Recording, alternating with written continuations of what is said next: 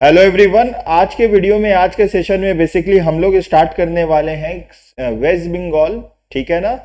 Waste Bengal semester 2 का accountancy आज हम लोग स्टार्ट करेंगे। The first chapter is cash book.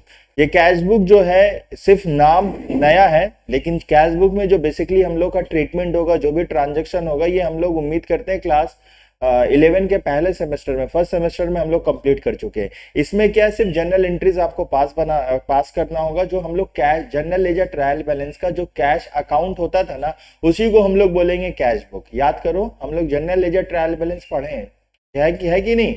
तो जनरल लेजर ट्रायल बैलेंस में जो कैश बुक कैश अकाउंट होता था, उसी को हम लोग यहाँ पे कैश अकाउंट को कैश बुक बोलेंगे। फिर से बोल दे रहे, कैश अकाउंट को कैश बुक बोलेंगे। अच्छा, कैश बुक में एक कुछ आपको ट्रांजैक्शन दिया रहेगा, ठीक है ना। तो हम लोग स्टार्ट करते हैं, पहले एक काम करते हैं ना, कैश बुक के बारे में थोड़ा आपको बता देते हैं। यहाँ पे देखो, हम लोग का सिंगल कॉलम कैश बुक में, याद कर लो, सिंगल कॉलम कैश बुक भी आ सकता है, डबल कॉलम भी आ सकता है, मल्टीपल कॉलम भी आ सकता है, पेटी कैश बुक भी आ सकता है, वो भी कैश बुक का पार्ट है। तो we are starting with single column cash book, है कि नहीं? तो सिंगल कॉलम कैश बुक में एक बात याद रखना होगा, it start with opening balance. Suppose if opening balance of cash in hand is given in the question, तो हम लोग का जो सम से स्टार्ट होगा वो कैश इन हैंड जो भी बैलेंस दिया रहेगा उसको हम लोग डेबिट साइड में लिखेंगे। तो यहाँ पे पहला पॉइंट लिखा हुआ है, it start with opening balance, debit side of cash book all inflows of cash are recorded. मतलब debit side of cash book में जितना भी इनफ्लोज ऑफ कैश हुआ, मतलब कैश आने का जरिया बताइए। बताओ बाबू, कैश आने का जरिया, कैश कहां से आएगा? सेल करके आएगा। कोई भी सामान सेल करेंगे कैश में, नॉट ऑन क्रेडिट, क्योंकि credit transactions are not recorded in cash book. कोई भी क्रेडिट ट्रांजेक्शन होगा हम लोग उसको कैश बुक में नहीं लिखेंगे, अवॉइड करेंगे। ये भी नोट में लिखे, आपको बताया जाएगा।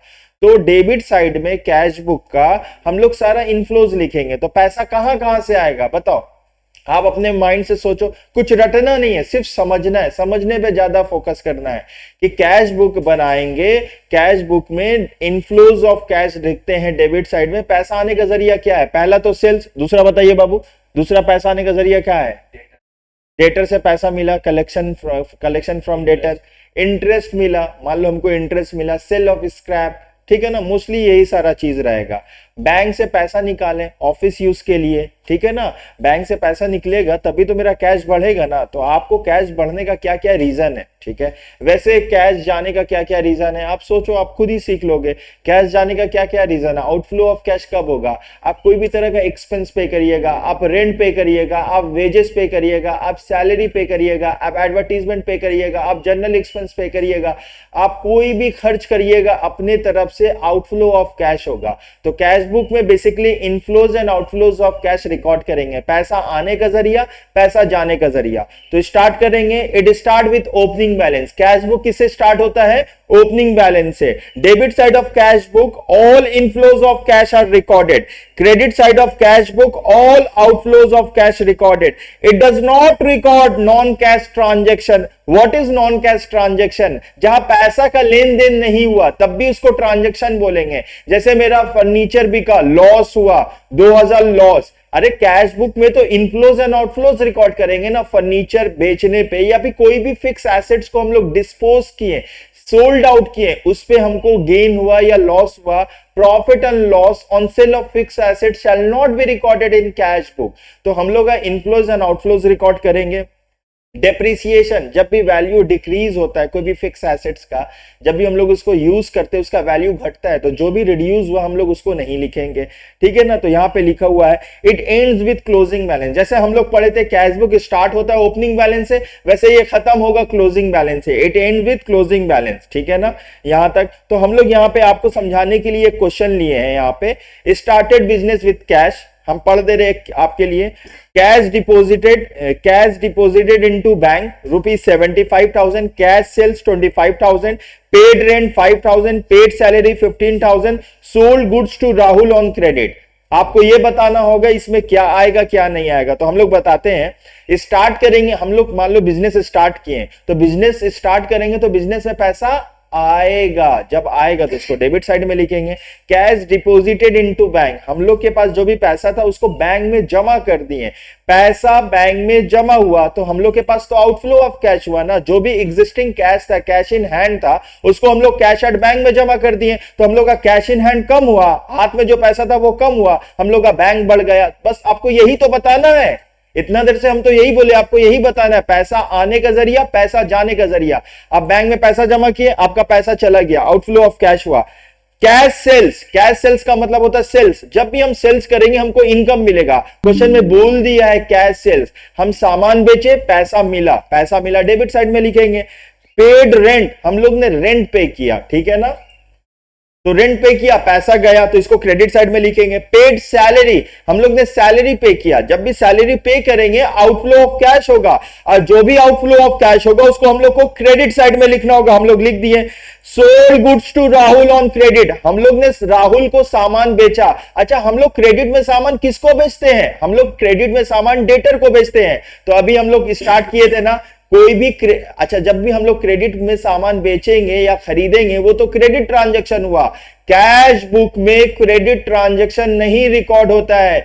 We will not record any credit transaction in the cash book. Cash book is basically inflows and outflow of cash, पैसा आने का जरिया, पैसा जाने का जरिया। तो एक काम कर लेते हैं हम लोग ना, एक बार इसको जनरल एंट्री पास कर लेते हैं, और हम कैश में ना हाईलाइट किए आपको समझाएंगे, जैसे हम लोग का जनरल एंट्रीज खत्म हो जाएगा, at the end of the day I will explain you कि हम लोग क्यों अंडरलाइन किए हैं, ठीक है ना। तो स्टार्टेड बिजनेस विद कैश, कोई नया नहीं पढ़ा रहे बाबू, ये तो ऑलरेडी फर्स्ट सेमेस्टर में हम लोग पढ़ के आए हैं, ठीक है ना। Started business with cash, cash account debit to capital account, याद करो, देखो यहां पे हम कैश में हाईलाइट किए हैं, अभी इसका रीजन बताएंगे जब पूरा एंट्री पास कर लेंगे। उसके बाद यहां पे देखिए कैश डिपॉजिटेड इनटू बैंक, आपका पैसा बैंक में जमा हुआ, आपके पास जो भी पैसा था वो आप बैंक में जमा किए, तो एंट्री क्या होगा सोचो, bank account debit to cash account, देखो कैश नीचे हम लिख दिए।